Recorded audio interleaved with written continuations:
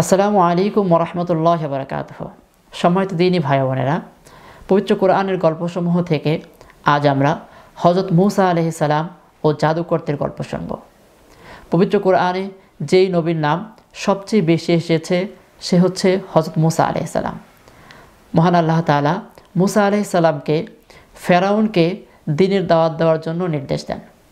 ফেরাউন যে নিজেকে খোদা হিসাবে দাবি করেছিল এবং মানুষকে তার পূজা করার জন্য বলেছিল, এবং সে বনি ইসরায়েলকে অত্যাচার নির্যাতন করে তাদেরকে গোলামের জাতি বানিয়েছিল। মূসা আলাইহিস সালাম ফেরাউনের রাজদরবারে চলে যান এবং বললেন, আমি সমগ্র সৃষ্টির মালিক আল্লাহর পক্ষ থেকে এসেছি, তুমি তাকে প্রভু হিসাবে মেনে নাও। ফেরাউন বলল, সমস্ত সৃষ্টির মালিক সে আবার কে? মূসা আলাইহিস সালাম বললেন, তিনি আসমান এবং জমিন এবং উভয়ের মাঝে যা কিছু আছে সব কিছু স্রষ্টা। তিনি তোমার প্রভু, তোমার বাপদাদাদের প্রভু এবং পূর্ব পশ্চিম সব কিছুর মালিক তিনি।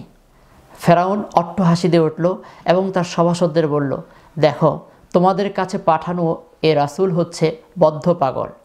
সে তখন গর্বভরে অহংকার দিয়ে বলল, আমি তোমাদের সবচেয়ে বড় প্রভু। হে মূসা, তুমি আমাকে প্রভু হিসেবে মেনে নাও এবং আমার পূজা করো, নইলে আমি তোমাকে জেলে পড়ব। মূসা আলাইহিস সালাম বললেন, হে ফেরাউন, আমি যে আল্লাহর রাসূল, আমার কাছে এই নিদর্শন আছে। ফেরাউন অট্টহাসিতে বলল, তোমার কাছে নিদর্শন আছে? দেখাও দেখি কি সেই নিদর্শন। মূসা আলাইহিস সালাম সঙ্গে সঙ্গে তার হাতের লাঠিটি ফেলে দিল। দেখতে দেখতে তা একটি ভয়ঙ্কর সাপে পরিণত হলো। সাপ হয়েই সেটি ফেরাউনের দিকে তেড়ে গেল। হঠাৎ এই ঘটনার আকস্মিকতায় ফেরাউন ভয় পেয়ে তার সিংহাসন থেকে পালাতে গিয়ে উল্টে পড়ে গেল। তারপর উঠে দৌড়াতে লাগলো। সাপও তার পিছে পিছে দৌড়াতে লাগলো। এই হলো নকল খোদার অবস্থা।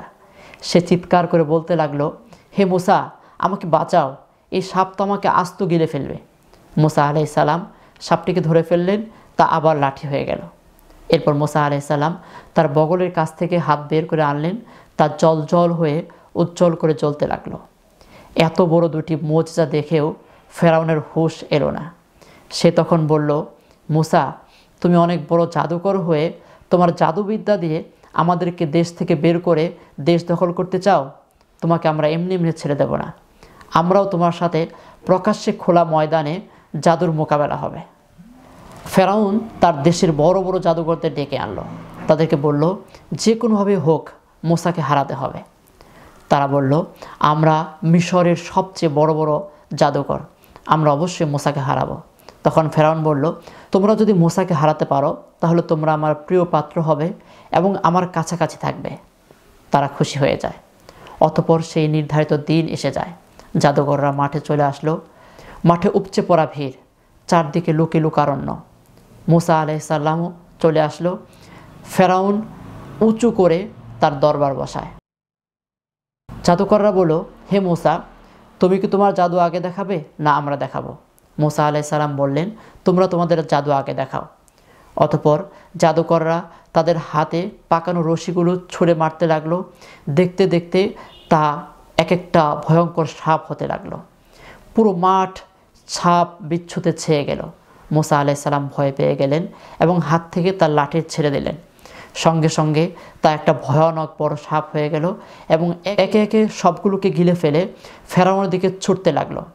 ফেরাউন মহা আতঙ্কে বলল, হে মূসা, তোমার সাপ সামলাও। মূসা আলাইহিস সালাম সাপটিকে ধরে ফেললো। সঙ্গে সঙ্গে আবার লাঠি হয়ে গেল। অবাক করা ব্যাপার হলো, এটা জাদু হলে জাদু শেষ হয়ে লাঠি হওয়ার সাথে সাথে আবার জাদুকরদের রশিগুলো ফিরে আসতো। কিন্তু এটা যেহেতু মুজিজা, এটা সত্যি সত্যি সব রশিগুলোকে খেয়ে ফেলেছে।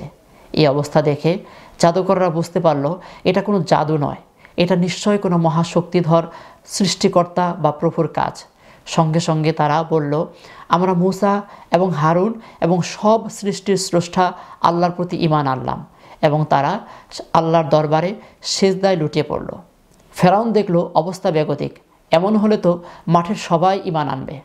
তখন সে হুঙ্কার দিয়ে বলল, হে জাদুকরেরা, তোমরা তোমাদের বড় সর্দার মূসার সাথে মিলে ষড়যন্ত্র করে আমার দেশ দখল করতে চাও? আমি এটা কখনোই হতে দেব না। তোমাদের কে ঈমান আনার অনুমতি দিল?